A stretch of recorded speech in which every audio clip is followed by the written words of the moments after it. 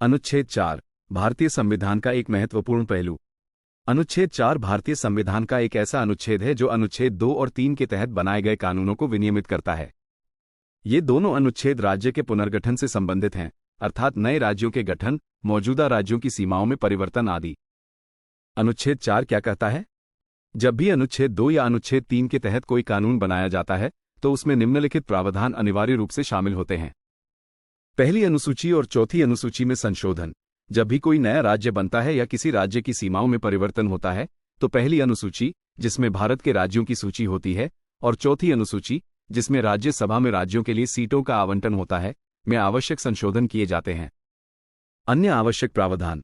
इसके अलावा कानून में अन्य आवश्यक प्रावधान भी शामिल किए जा सकते हैं, जैसे कि संसद और राज्य विधानमंडल में प्रतिनिधित्व में परिवर्तन। अनुच्छेद 4 का महत्व। संतुलन। यह अनुच्छेद ये सुनिश्चित करता है कि राज्य के पुनर्गठन के फैसले लेते समय सभी पहलुओं पर विचार किया जाए। संगठित प्रक्रिया। यह एक व्यवस्थित प्रक्रिया सुनिश्चित करता है जिसके तहत राज्य के पुनर्गठन से संबंधित सभी आवश्यक परिवर्तन किए जाते हैं। संसद की शक्ति। ये संसद को यह अधिकार देता है कि वह राज्य के पुनर्गठन से संबंधित सभी मामलों पर निर्णय ले। उदाहरण, जब सिक्किम को भारत का राज्य बनाया गया था तो अनुच्छेद 4 के तहत पहली अनुसूची और चौथी अनुसूची में संशोधन किए गए थे। अनुच्छेद 4 और अनुच्छेद 2 व 3 में क्या संबंध है? अनुच्छेद 4 अनुच्छेद 2 और 3 के पूरक की तरह है।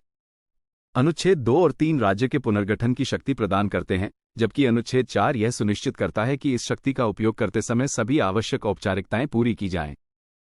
निष्कर्ष। अनुच्छेद 4 भारतीय संविधान का एक महत्वपूर्ण अनुच्छेद है जो राज्य के पुनर्गठन की प्रक्रिया को व्यवस्थित करता है।